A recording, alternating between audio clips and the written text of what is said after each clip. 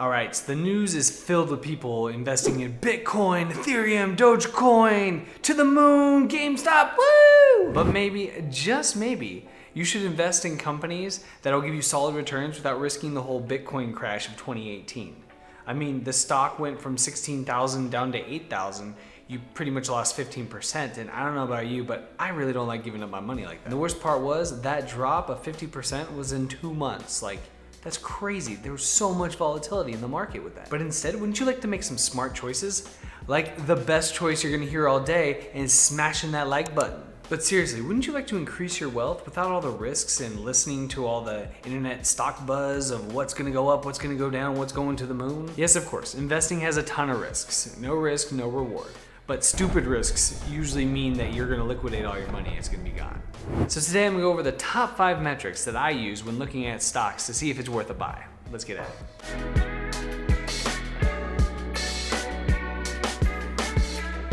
Now I want to tell you, there are a lot of videos out there and other materials that say, hey, if you follow these instructions, you're gonna get rich. Okay, slow down there, pump the brakes, big guy. When I was in college, I did a statistics project. And what it is, I took all these different metrics and I put them into a regression model, which don't worry about that. But what it came down to was there was no huge correlation between each individual metric and the overall like to the moon profitability. But a lot of these key metrics did have a strong correlation of success. Not necessarily big profits, but success. And in my opinion, if it's gonna make you money, then that's a good thing to consider. All right, so the first metric that we're gonna look at is the earnings per share. Now what this is the total earnings of the company, which is really the income minus the expenses, divided by the number of shares that are on the market for the company. So this number will tell you one of a couple things. It'll tell you how profitable the company is, and really you can kind of gauge on how many shares are out there in the market. For example, if the earnings per share is negative, you can see right there that the company's not making a profit. Which I know what you're probably thinking, like, oh, whoa, red flag, don't want to invest there. But really, for well-established companies, that may be a red flag.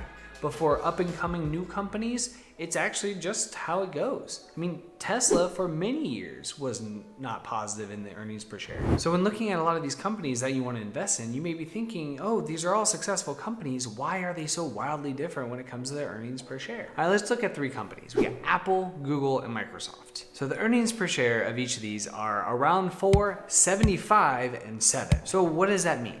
Does that mean that Google is 10 times more profitable than the other 2 companies? Not necessarily. It could mean that they have 1/10 of the shares out on the market, and actually that's the truth.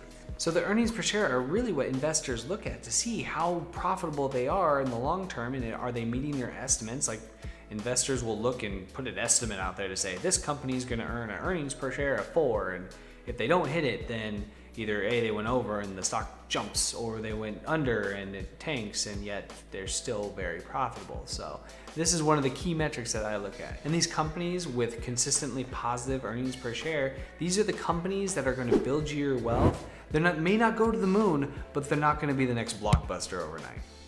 All right, the next metric we're gonna look at is the price per earnings, or commonly known as the PE ratio. The PE ratio takes their earnings per share just one step further. It shows how investors feel about the stock, not just the company. And it's calculated by taking the share price and dividing it by the earnings per share. So what is this telling us? This is telling us how much an investor is willing to pay for $1 of the company's earnings. All right, let's look back at Apple.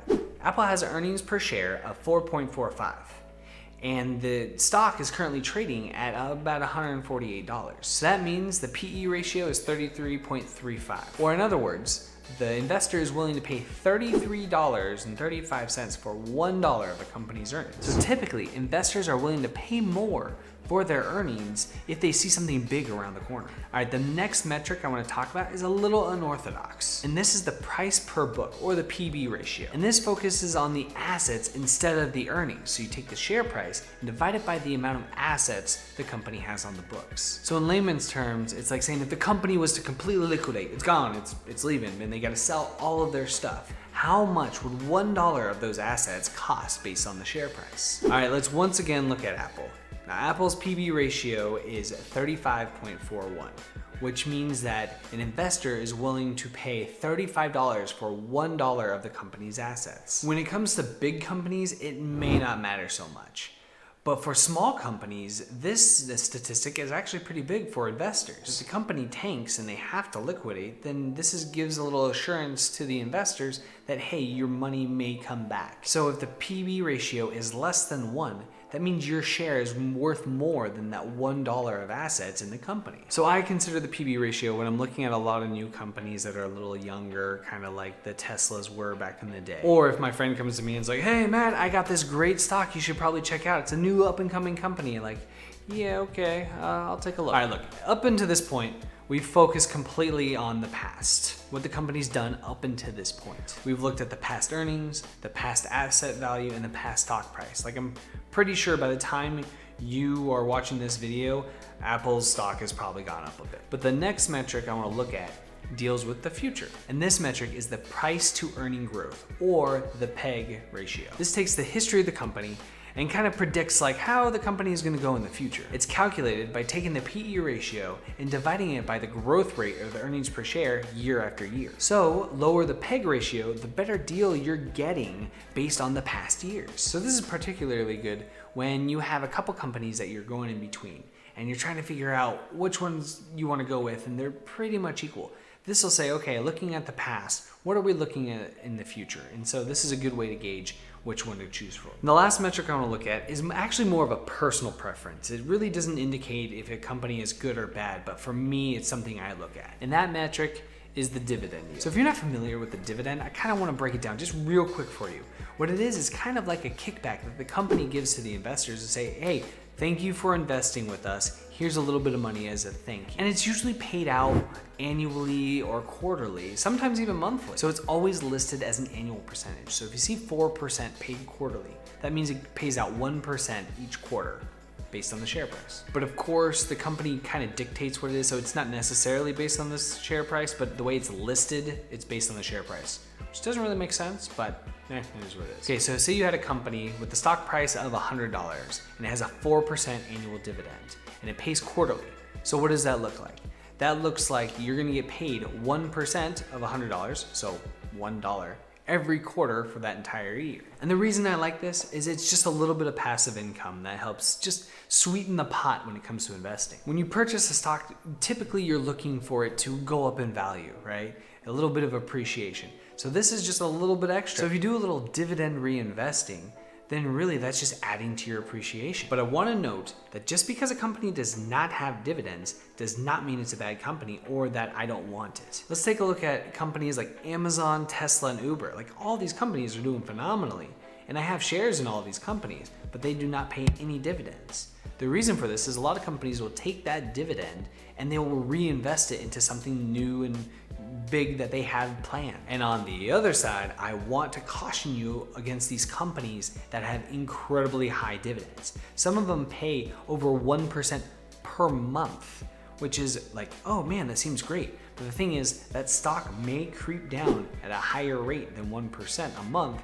In that case, you're actually losing money. So a little bit of cautionary tale there. And the thing is, I list out all the red flags that I see when looking at dividend stocks at insidevesting.com. You know what, I'll just put a link below. Just go to that link and it'll help you out. All right, so those are the top 5 key metrics. We got the earnings per share, the PE ratio, the PB ratio, PEG ratio, and the dividend yield. Now, these metrics will not at all predict the next Reddit to the moon stock. I don't know when it comes to that. But what I can tell you is you will get some reliable money makers in the process. But the biggest advice I could give you is please, please, please invest in markets that you know. Cannot stress this enough.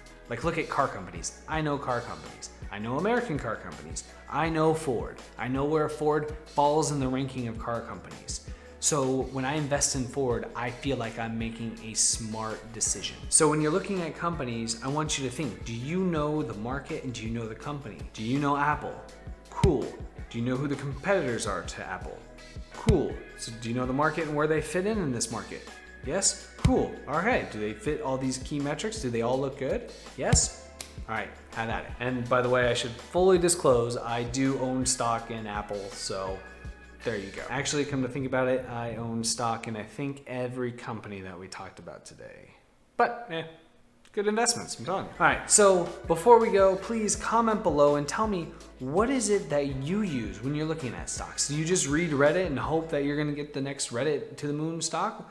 Do you actually do an analysis and really put a lot more emphasis on like the earnings per share? Like what is it that you do to pick that stock to invest for long term? And more importantly, do not forget to like and subscribe so I can continue making videos like this for you. All right, see you next time.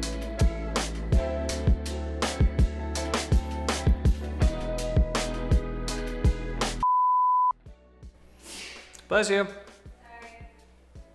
I hope that makes the edit.